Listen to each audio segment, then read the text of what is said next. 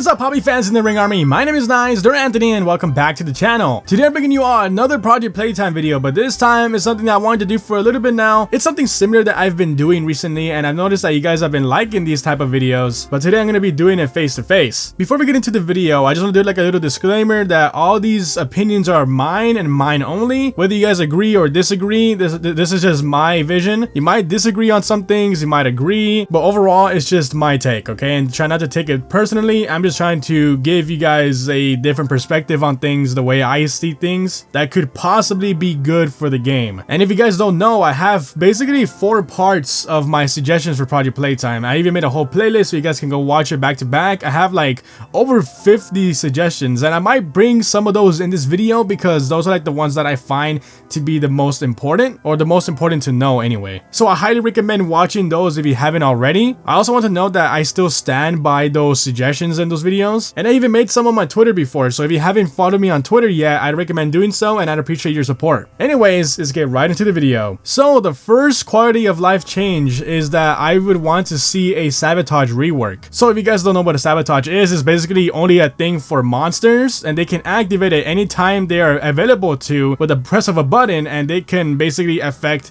the game's playstyle a little bit. There are some sabotages that could use some major reworks or nerfs, and there's some that could use some buffs, but this is a rework for all of them. So basically, as monster, you start the match and you immediately have your sabotage ready, which I personally think is iffy. So my suggestion is that to make it to where the monster has to down a specialist and put them in the pit first, and then they get their sabotage, instead of just immediately using it in the beginning. Like, I feel like the monster has to earn their sabotage. You guys can take it however you want, but I feel like that should be the default. Monsters have to earn their powers, and like, I'm not trying to compare this to Dead by Daylight, of course, so that's like another disclaimer. I'm trying not to make this so Dead by Daylight-y, all right? I'm just trying to see if I could put some of that DBD sparkling a little bit in, but not try to make it immediately or like exactly like Dead by Daylight, because it is an ASM in general, and I know people have compared Project to Dead by Daylight, which I can see why. So that's why I'm trying my best not to basically copy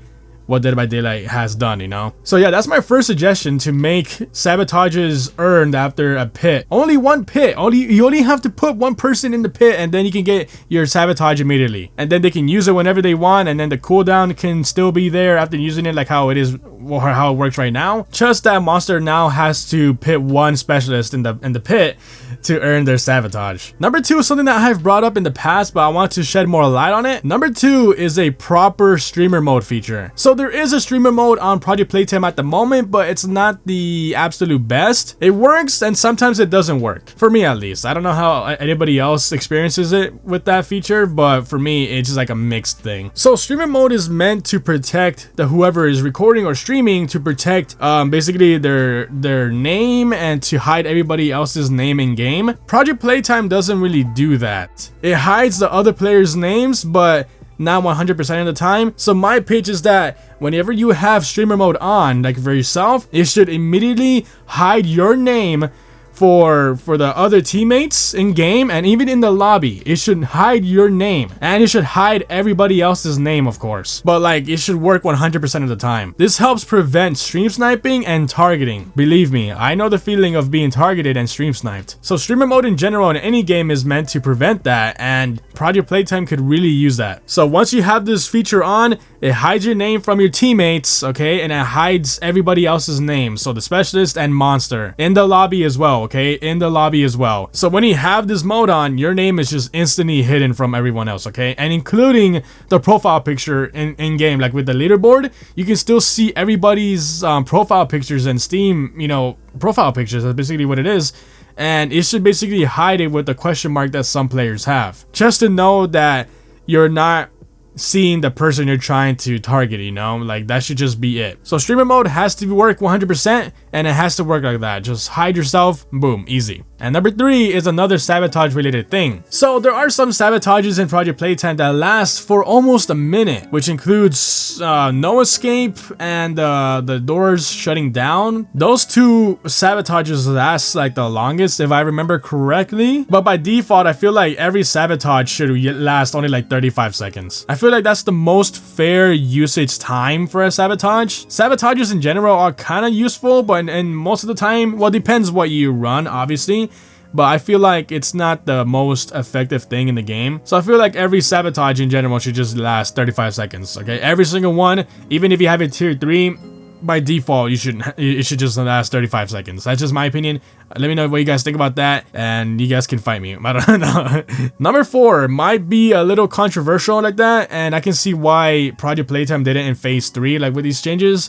So first of all, remove the speed boosts. And one of my suggestion videos, I said that the speed boost can stay, but only if you're fully healed, like a fully health state. Only that first hit after being fully healed is the only time you should be getting a speed boost. Not every single time like how it is right now in phase 3, no. So my pitch is that make it to where every monster only has to damage the player only 3 times, okay? Like Huggy and Mommy in general can already damage or down someone in 3 hits, not including if they have punching bag, which is another perk I feel like should get removed, okay? People don't need punching bag. So with Huggy and Mommy, you can already down people by 3 hits or from 3 hits, but with Boxy, you need like 5 hits. And if you're running punching bag, you need 6 hits, which I feel like, no. Especially with the speed boost, Boxy is like very weak right now because of that. And especially Huggy as well, but like with Boxy in phase 3, he is like kind of a nightmare to play as and play against, but that's in one of my other suggestion videos if you guys want to see that. I have like a bunch of nerfs and reworks that Boxy could use,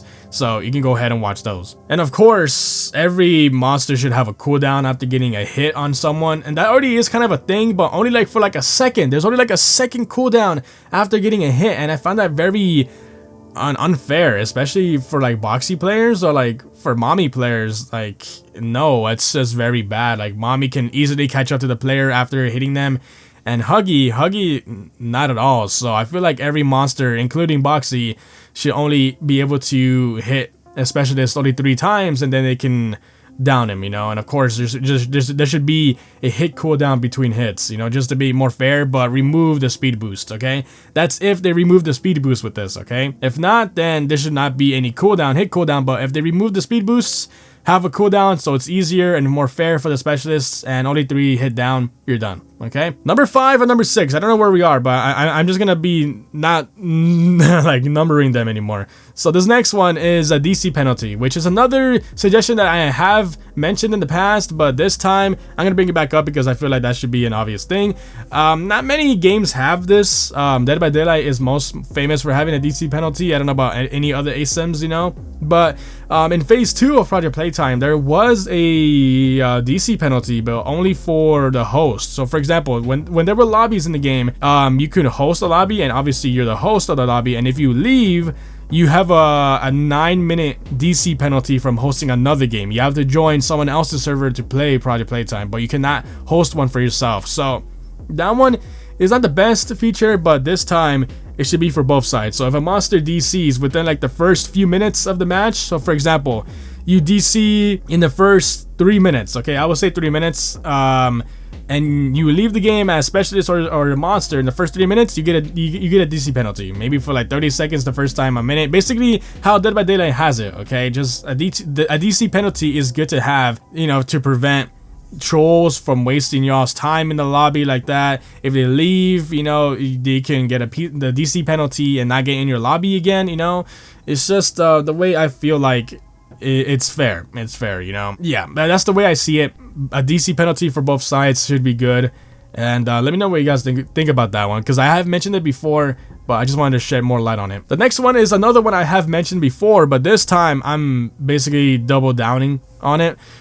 So a jump cooldown for both sides, monster and specialist. So as you guys know, I'm not a fan at all of b-hopping. I don't support b-hopping.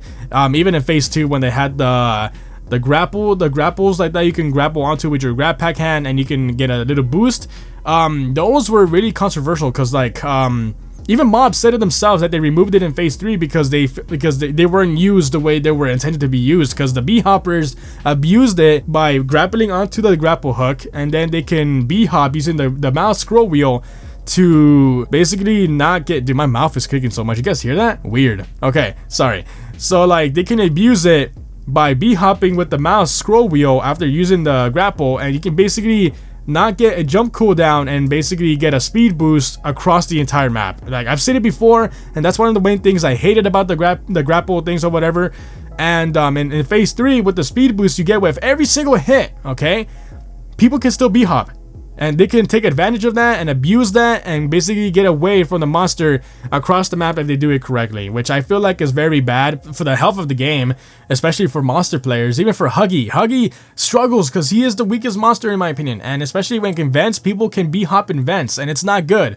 So, and for monster, you can bee hop as monster any single time. Any monster you can bee hop, and it gives you no cooldown. So for example, with Boxy, when you launch yourself as Boxy, and you immediately land, you can use the scroll mouse wheel to basically not get a jump cooldown, and you can launch yourself even more and more and more to catch up to the player, and it's not fair at all. And that was one of my suggestions in one of my suggestion videos for Project Playtime. I feel like that was in my part 3, and yeah, that's not good. So I suggest a jump cooldown. I mentioned this before, and there should be a 1.5 second cooldown between every jump. So when you jump, you land a second and a half, and then you can jump again. This could prevent bee hopping and monsters from taking advantage of their bee hop like that. Just basically removing bee hopping and all that. And of course, if they remove the speed boosts, that would be way better. So I feel like a jump cooldown for both sides is very beneficial. You guys can fight me on that. Sue me if you want. I'm gonna stand by that comment or statement or suggestion for the rest of my life until they do it. If they don't do it, fine. But it's just the way I feel like. Okay, yeah, jump cooldown for both sides. Boom, that should resolve a lot of problems. So this next suggestion is one that I've thought of, and it could be very helpful for monster players in general. So there's I'm gonna take an example from Dead by Daylight. For example, they have a perk called Surge, and if you basically down someone with your N1, so like your basic attack, not with your power, I just snapped my bone, with your basic attack, any gen within a certain radius of you, where you down the person, they get damaged and they lose a bit of progress on the gen. And I feel like something similar here can be implemented to Project Playtime. So for example, if you down a survivor next to a pillar that has progress on it, okay, like so a puzzle is completed or a puzzle is almost completed, when you down a specialist as monster within a certain range, and if there's any pillars within that range, it gets damaged. So for example, dude, my bones keep cracking, I'm so sorry.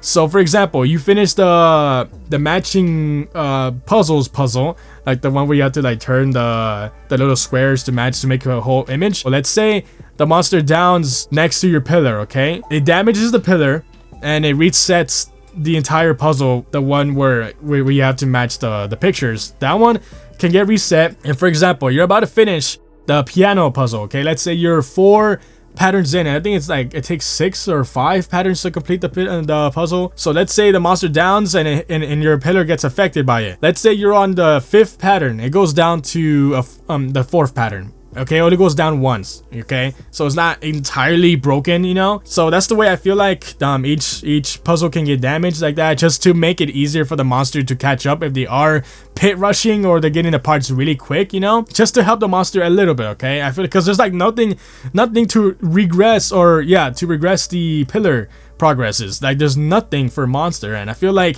there should be a way to prevent that, okay? So I feel like a surge type of thing for project should be good for monster, okay? It's not going to be extremely strong because of course it wouldn't, and just to regress the progress a little bit, maybe like 5%, 10%, just to delay the survivors a little bit. And I feel like that should be very helpful for monsters. And for the final suggestion, I mentioned that quick play should be back into Project Playtime.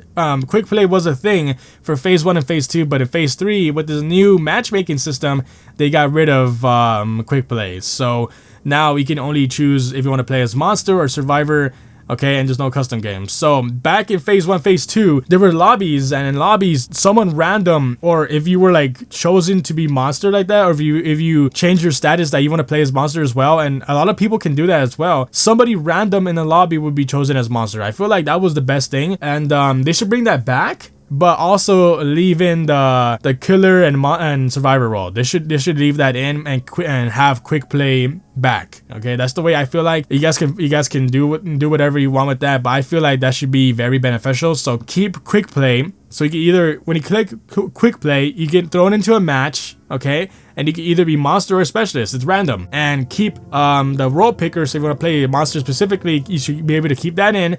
And if you want to play specialist exclusively, you should keep the specialist role in. And of course, bring back lobbies and custom games, and that should be the way phase 1 and phase 2 worked. Okay, so that's the way I feel like. Bring back quick play and keep the role picker. And that's what I have so far. Not everything I have in here, but I just can't think of it right now, and I didn't have time to write it down. Okay, but like I mentioned some suggestions on Twitter sometimes, and I'm gonna make more suggestion videos because I do like helping Mob with that. And of course, some of you guys see me as an advocate for Project Playtime. Like, I really respect that. I really want the best for this game, and I know this game can come back, and Mob knows that as well. Mob knows we want the game back, and I bug a bunch of Mob in general about Project Playtime. They know who they are. And yeah, that's pretty much what I have for y'all today. Let me know what you guys' thoughts on the comments are. I would love to read what you guys think about my suggestions, and if you have any debates or anything, do let me know, and I'll be able to read what you guys say. Okay, so if you guys did enjoy the video, go ahead and leave a like, and if you are new here to the channel, my name is Nized, and I do Pobby content, and if you like Pobby content, I suggest you subscribing to join the Ring Army, and if you don't want to miss any Pobby Playtime news, turn on that notification bell as well. Alright, so my name is Nized, and I'll speak to you guys on the next run.